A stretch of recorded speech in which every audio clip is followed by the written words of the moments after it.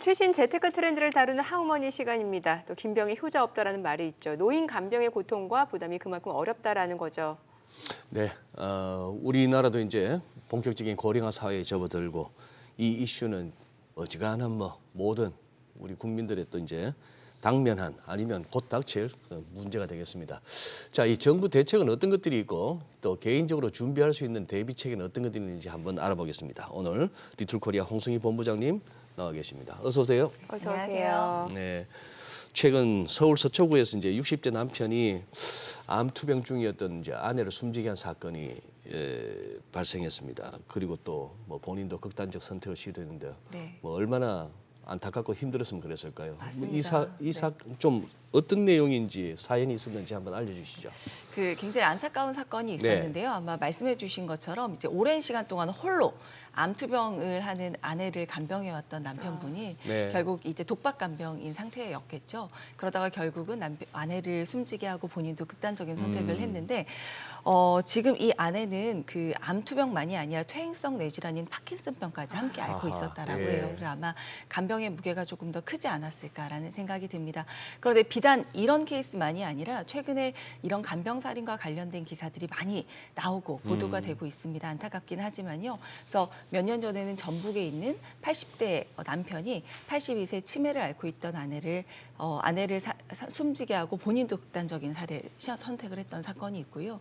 뿐만 아니라 또 최근에 나왔던 기사 중에는 1급 뇌병변 장애로 중증 장애로 살아오던 딸을 38년간 간병을 했는데 결국은 더 이상은 힘들다라고 해서 본인이 없으면 이 아이를 누가 돌볼까 이런 선택에서 이제 자녀를 숨지게 하고 본인도 극단적인 선택을 했지만 이제 병원으로 이상됐던 이런 사건도 있었거든요. 그러니까 최근에는 다양한 이런 간병과 관련된 안타까운 그 고통을 우리가 간접 경험할 수 있을 만한 사건들이 많이 이루어지고 있는 것 같고요. 지금 실제로 2007년부터 2018년까지 우리가 간병살인이 있었던 케이스를 한번 살펴보시면 그 간병살인이 발생한 건은 173건이고 실제 그로 인한 목숨을 잃은 케이스가 213명 그리고 가해를 하신 분들은 154명이나 된다라는 기사가 있는데요. 실은 이거는 이제 우리나라가 아직 초고령 사회에 진입하기 전 단계이기 때문에 그런 상황일 거고 이미 초고령 사회에 진입한 일본 같은 케이스는 주에 한 번꼴로 이런 일이 벌어지고 있다라고도 합니다. 네. 이 간병 스트레스 원인 중에 또 네. 가장 큰 비중을 차지하는 게 이제 간병비라고 하는데 오죽하면 간병 파산 이야기라는 이야기까지 나오던데 이 간병비가 어느 정도 수준이길래 이런 건가요? 그 보건복지부 발표에 따르면 사적 간병인을 고용할 경우에 들어가는 비용이 2018년도 기준으로 월 280만 원 정도라고 합니다. 그러면 지금 2023년 5년이 지났잖아요. 그러니까 지금 현재 병원에서 간병인을 고용할 때 들어가는 비용은 한 10만 원에서 15만 원 사이 정도라고 하거든요.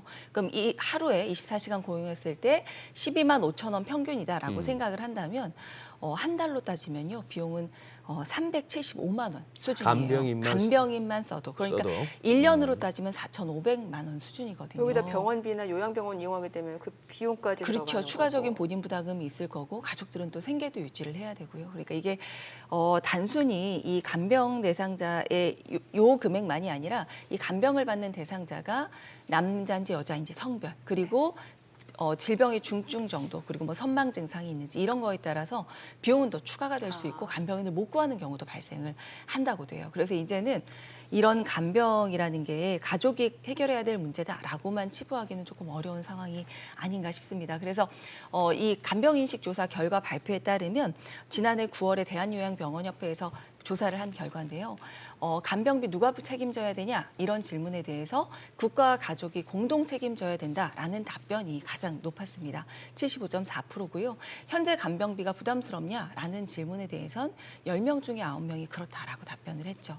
네, 그런 그렇습니다. 상황입니다. 네. 아마 저 설문조사가 특별한 과장이나 가감 없는 숫자 아닌가 싶은 그런 맞습니다. 개인적인 생각이 드는데 네. 자 이제 간병비 부담이 심각하다 보니까 정부가 2008년부터 노인 장기 요양보험 자 이 제도를 도입해서 운영 중인데 실제적인 도움이 되고 있습니까? 네, 그 노인장기 요양보험 제도라는 게 현재 65세 이상인 분들한테는 그래도 도움이 많이 되고 그래요? 있다라고 생각이 듭니다. 이 노인장기 요양보험 제도는 65세 이상 노인이 혼자서 거동이 불편하거나 일상생활을 수행하기 어려울 경우에 이런 신체 활동이나 가사 노동을 도와주는 이런 제도인데 사회보장 제도 중에 하나입니다. 예. 그래서 얘는 요양시설을 이용할 수 있거나 요양보호사를 집으로 부를 수 있는 거다라고 쉽게 생각하시면 되는데요. 만약 65세 미만이라 하더라도 노인성 질병이라고 하는 알츠하이머, 파킨슨병, 치매, 뇌혈관 질환 등으로 인해서 거동이 불편한 상황이 된다면 이런 경우에도 등급을 받고 이런 급여 혜택을 받을 수도 있습니다. 그래서 통상 우리가 병원에 갈 때 우리가 잘 알고 있는 병원에 갈 때 병원비가 원래는 10만 원이지만 실제 우리가 내는 비용은 10,000원, 20,000원 네네네. 이렇게 나오는 이유가 건강보험의 급여 혜택을 받는 거잖아요. 네. 그러니까 요양시설을 이용할 때 똑같이 노인장기 요양보험 제도 때문에 원래 내야 되는 금액보다 내 부담 금액은 줄어든다라고 생각하시면 조금 더 이해가 쉬우실 우리가 것 무슨 같습니다. 뭐 건강보험처럼 미리 뭐 보험금을 납입하고 이런 건 아니죠. 납입하고 계시죠? 납입하고 그냥 재원 갖고 하지는 않고요. 그냥, 지금 아마 다 내고 계실 다 텐데 내고? 노인장기 요양보험 제도는 강제 가입이에요. 건강보험을 가입하면 자연스럽게 강제로 예, 가입이 되는 예. 형태여서 어느 정도 내고 계시냐 하면 건강보험료 곱하기 노인장기 보험 요율한 것만큼 내고 계시는데 2023년 기준으로 현재 요율은 12.81% 정도 됩니다.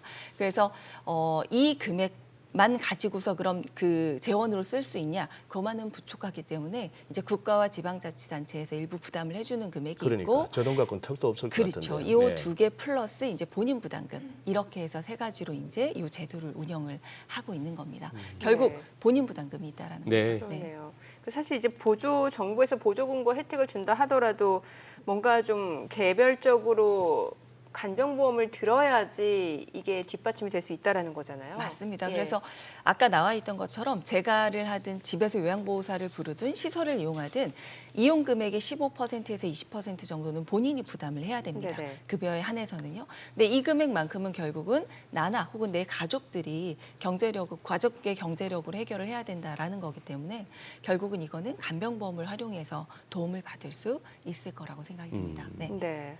자, 이 간병 사례도 이제 다양합니다. 뭐 자녀가 통상적으로 이제 자녀가 뭐 이제 연로해지시 부모를 간병하는 네, 경우 네. 아니면 또 배우자가 또 맞습니다. 그래요 또 네, 노노간병이라고 하죠. 그렇구나. 네. 또 부모가 또 오히려 그 자녀를 맞아요. 자녀를 또 간병하는 경우도 있고. 네, 네. 그러면 이 간병보험은 아무나 가입이 가능한 건가요? 네, 맞습니다. 물론 가입 연령이 35세부터 예. 70세 뭐 이렇게 25세에서 70세 이렇게 정해져 있는 경우는 있지만 결국 다 가입은 가능하시고요. 요새는 자녀가 미래의 부모님의 간병이 걱정이 되기 때문에 부모님을 피보험자로 한 간병보험을 가입하는 경우도 있고요. 예. 또 미래에 내 자녀가 나의 간병을 жил머지는 게 두려워서 아하.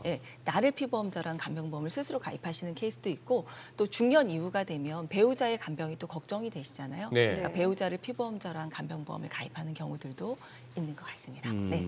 네. 또 식구 모두 좀 직장에 다니거나 아니면 이제 혼자 멀리 떨어져 사는 그 1인 가구라면 네. 이제 간병인 고용 자체가 정말 불가피할 것 같은데 간병인을 지원해주는 보험이 따로 있다고 하던데 그럼 이거는 일반 간병보험하고는 좀 차이가 있는 건가요? 네, 맞습니다. 우리가 통상 간병보험이라고 하면 예전부터 처음에 치매보험부터 시작해서 치매 등급 받으면 진단비를 받고 또 그다음 나온 게 이제 장기요양보험이라고 해서 장기요양 등급을 받으면 이제 국가에서 운영하는 노인장기 요양보험 요양제도에 따른 등급을 받으면 그 등급에 해당되는 금액을 정액으로 보장받는 상품이 있었는데요.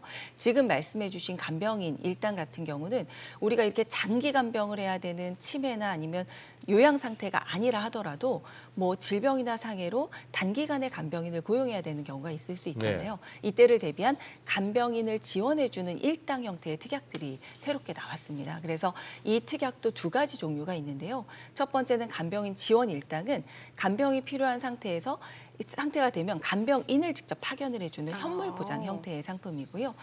간병인 사용 일당은 내가 활용한 간병인을 쓰는 데 들어간 비용을 보장해주는 형태입니다. 목적은 똑같지만 보장하는 형태가 좀 다르다는 차이가 있습니다. 그러네요. 네네. 네. 네. 그럼 보험료나 보장에 있어서 어떤 차이가 있는지 좀 알려주세요. 이게. 이게 우선은 보험료에 대해서 차이는 회사마다 이제 약간의 차이가 있겠지만 보험료보다는 이 두 가지가 과연 나한테 뭐가 더 맞을까를 좀 고민을 해볼 필요가 있을 것 같은데요. 간병인 사용 일당은 직접 간병인을 파견을 해주기 때문에 내가 간병인을 직접 찾고 이런 게 너무 번거로워 이러면 네네. 더 도움이 되실 수 있을 텐데 단 유의해야 되는 점은 간병인을 부르실 때는 최소 48시간 이전에 불러야 된다. 48시간 이전에 불러야 되고 그리고 만약에 간병인을 부르려고 하는데 이 병원 자체가 간호간병 통합 서비스를 하는 병원이다. 그러면 간병인이 지원이 안 됩니다. 이런 경우에는 자동으로 일당으로 바뀌어서 뭐 일당 2만 원 이렇게 받으시게 되는 거고요.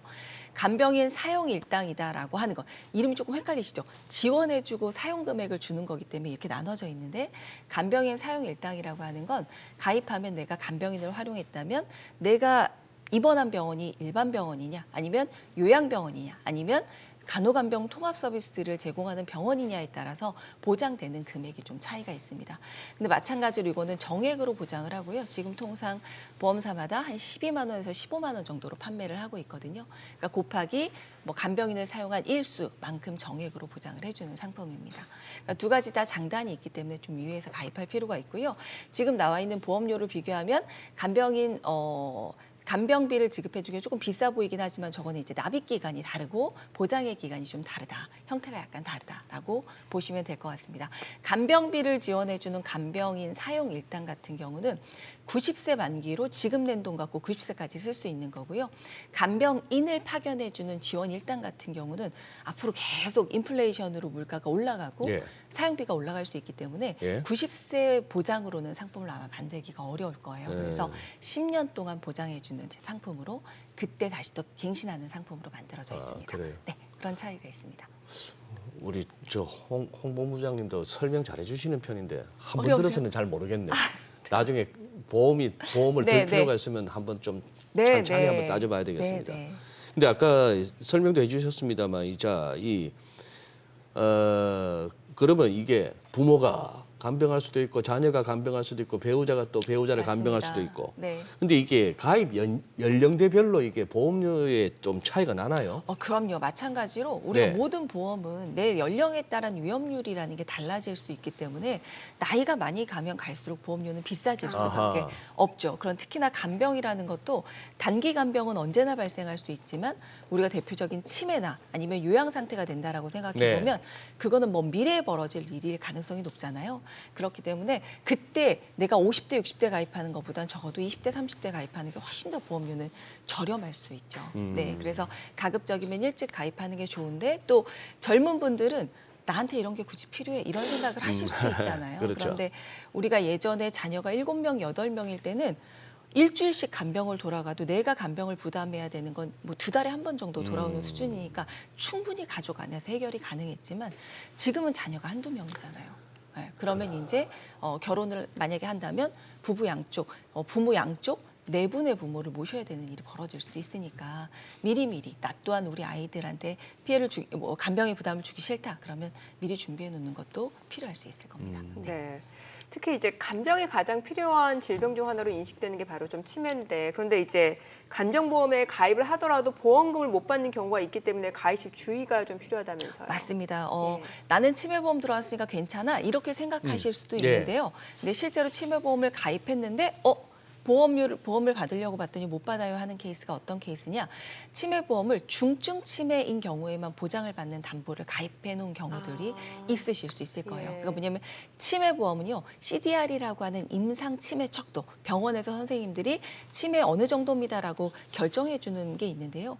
그 숫자가 1.2면 경증 치매거든요. 근데 실제로는 경증 치매 환자가 훨씬 더 많습니다. 네. 네, 그래서 중증만 보장받는 걸 갖고 있으시다면 내가 치매라고 진단받고 앞으로 열심히 치료를 받아서 치매라는 질환이 완치가 아니라 중증으로 가는 길목을 차단해야 되는 건데 일찍 약물 치료하고 이래야 되는데 근데 그때 경제력이 필요할 때 보장을 못 받는 케이스들이 있으실 수 있거든요. 그래서 지금 가입한 치매보험 같은 경우는 경증도 보장이 되는지를 한번 점검해 보실 필요가 있을 것 같습니다. 뭐 경증도 보장되려면 또 뭐 보험료는 조금 비싸질 거고. 조금 비쌀 수는 있지만 경증의 그래도? 경우는 보장 금액이 크진 않기 때문에 그래도 그러니까? 도움은 되니까 네. 예. 준비를 해놓으시는 그 게 좋을 것 부분은 같습니다. 중요하네요. 맞습니다. 나중에 막상 갔는데 중증이 네. 아니라서 보험 못 그렇죠. 나갑니다. 맞습니다. 그러면은. 네.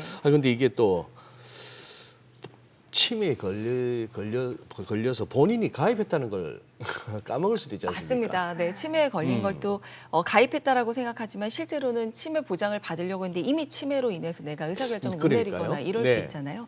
그래서 어떤 기능이 있냐면 보험에는요.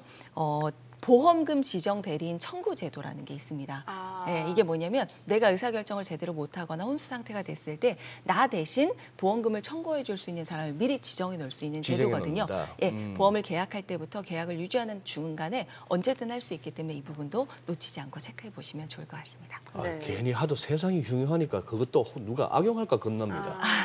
네. 네. 네, 그러니까 제가 의사결정을 내릴 수 있도록 있을 때 그때 정확하게 지정을 내가 믿을 수 있는 사람한테 해놔야 되겠죠. 네. 네. 오늘은 또 혹시 모를 일에 대비하는 간병보험에 대해서 네. 좀 알아봤습니다. 잘 네. 들었습니다. 고맙습니다. 고맙습니다. 네, 고맙습니다.